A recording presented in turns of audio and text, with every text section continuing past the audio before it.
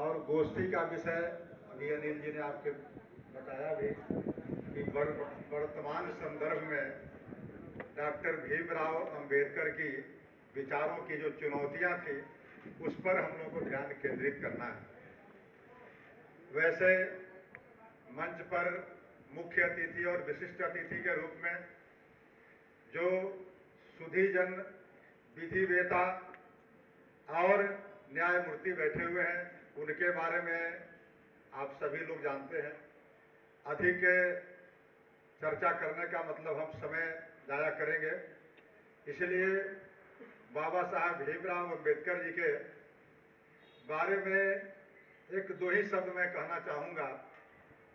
एक तो मैं ये कहना चाहूँगा कि उनकी तुलना में कभी कभी लोगों के बीच में जाता हूँ तो उस समय के समकालीन थे बाबू जगजीवन राम जी, और दोनों मंत्रिमंडल थे, सदस्य थे, दोनों दलित थे और दोनों भारत के विभूति थे।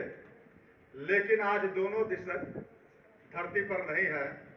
दोनों का मूल्यांकन समय और समाज ने कर लिया कि आज एक कहाँ खड़े हैं और दूसरे कहाँ खड़े हैं, यानी दो विचारधारा हो गई, दो स्कूल ऑफ थॉट हो गया।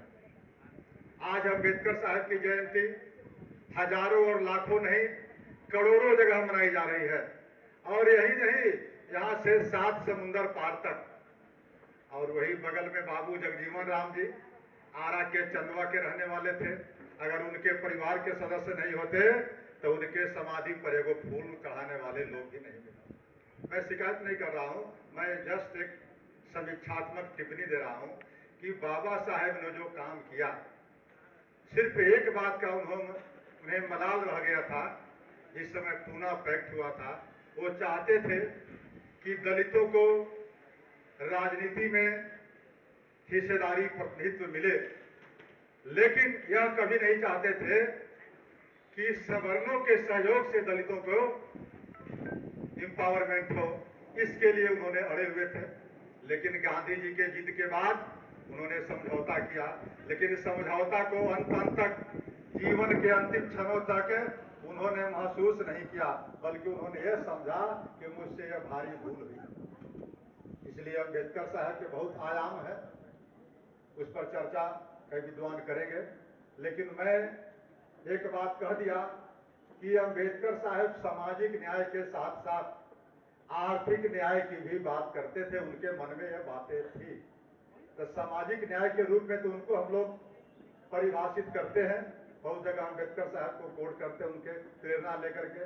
लेकिन उनकी आर्थिक न्याय की जो पक्ष है, आज भी बहुत हद तक विचार नहीं होते, और उन पर आज राष्ट्र चलने के लिए भी तैयार नहीं है। आज़ादी के इतने वर्षों के बाद भी यह एक इनका थोड़ा निगेटिव पक्ष है। इसलिए हम सभी सुधी वक्ताओं से लेकर के इस कार्यक्रम में शिरकत करने वाले सभी लोग का दायित्व बनता है कि अंबेडकर साहब के जो बताए मार्ग थे, उस मार्ग पर चल करके ही राष्ट्र का आप विकसित राष्ट्र बना सकते हैं। भारत की वो अस्मिता प्राप्त की जा सकती है जो पहले प्राचीन काल में थी। इसलिए अब मैं इन्हीं बातों के साथ एक बात और कहना चाहता था कि आज चुनावी राजनीति में सामाजिक न्याय की अवधारणा केवल आरक्षण तक सीमित नहीं रही,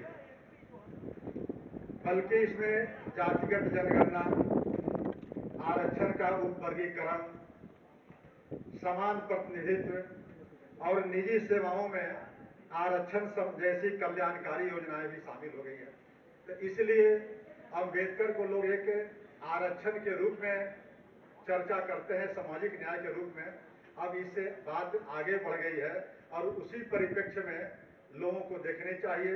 जैसे भारतीय जनता पार्टी अंबेडकर के विचार, अंबेडकर इस मामले में धन्य है कि पक्ष भी और विपक्ष भी उनकी जयंतियां मनाता है, और इस पक्ष के लोग हैं उनके राष्ट्रवाद को, उनके सामाजिक न्याय को सामाजिक समरसता की चर्चा करते हैं, और दूसरे तरफ विपक्ष के लोग हैं उनका सामाजिक न्याय की चर्चा करते हैं। तो इस तरह से कई उनके आयाम थे जीवन में। उस पर हमारे विस्तार से चर्चा सम्मानित वक्ता करेंगे। इन्हीं शब्दों के साथ मैं चाहूँगा कि आज अम्बेडकर साहब पर खुल करके हमारे मुख्य अतिथि और विशिष्ट अतिथि अपने विचार रखें ताकि हम सब लोग उससे लाभान्वित हो सकें। जय हिंद।